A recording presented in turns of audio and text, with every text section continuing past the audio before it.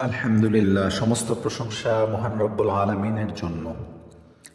মাসলামা বিন আব্দুল মালিক স্বীয় ভগ্নিপতি আমিরুল মুমিনিন ওমর বিন আব্দুল আজিজের মৃত্যুকালীন সময়ে উপস্থিত হয়ে বললেন, হে আমিরুল মুমিনিন, আপনি সেই সম্পদ থেকে আপনার সন্তানদেরকে দান করেছেন এবং তাদেরকে দরিদ্র অবস্থায় রেখে বিদায় নিচ্ছেন, অথচ তাদের কাছে কিছু সম্পদ থাক যা অতি প্রয়োজনীয় ছিল, যা থেকে তারা খেয়ে বাঁচত।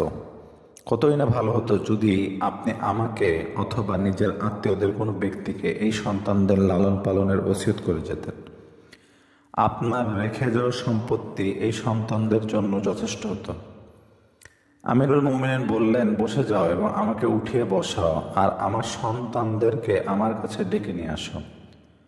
লোকজন ওমর বিন আব্দুল আজিজের সন্তানদেরকে ডেকে নিয়ে আসলেন, যাদের সংখ্যা সে সময় 12 ছিল, মানে তার 12 জন সন্তান ছিল। আমিরুল মুমিনিন ওমর বিন আব্দুল আজিজ সেই 12 সন্তানের প্রতি উপরে নিচে দৃষ্টি রেখে দেখতে লাগলেন। এমন সময় তার চোখ দুটো দিয়ে অশ্রু বইতে লাগলো। অতঃপর তিনি বললেন, আমার সৃষ্টিকর্তার কসম, আমার কলেজার টুকরাদের এমন অবস্থা রেখে যাচ্ছে যে তাদের কিছুই অর্থ সম্পদ নেই। হে আমার সন্তানগণ, আমি তোমাদেরকে আল্লাহর মঙ্গল ও উত্তম অবস্থায় রেখে যাচ্ছি। কোনো মুসলমানের অথবা চুক্তিবদ্ধ অমুসলিম এমন নেই যে তোমাদের প্রতি তাদের প্রাপ্য ও হক রয়েছে। আমার সন্তানেরা আমার দুটি অভিমত, হয়তো তোমরা দুনিয়াতে দারিদ্রতা অবলম্বন করবে অথবা দুনিয়ার প্রাচুর্যতাকে গ্রহণ করে নিজের বাবাকে জাহান্নামের জ্বালানি বানিয়ে দিবে। তোমাদের দুনিয়াতে জীবনের শেষ মুহূর্ত পর্যন্ত দরিদ্র অবস্থায় কাটিয়ে দেয়া তোমাদের পিতার কেবলমাত্র একদিন জাহান্নামে আগুনে প্রবেশ করার থেকে অনেক উত্তম।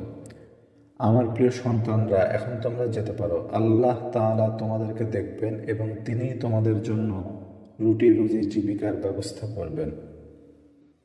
মাসলামা বিন আব্দুল মালিক বর্ণনা করেন, অতঃপর আমিরুল মুমিনিন ওমর বিন আব্দুল আজিজের সন্তানদের মধ্যে কেউ দরিদ্রতায় আক্রান্ত হয়নি, বরং সকলকে আল্লাহ তাআলা ধন সম্পদ দিয়েছেন এবং সকলকে সচ্ছল জীবনযাপন করার ব্যবস্থা আল্লাহ সুবহানাহু ওয়া তাআলা করে দিয়েছিলেন। ঘটনাটির বর্ণনা রয়েছে সিয়ার আলামুন নুবালার 5ম খণ্ডে, পৃষ্ঠা নম্বর 241।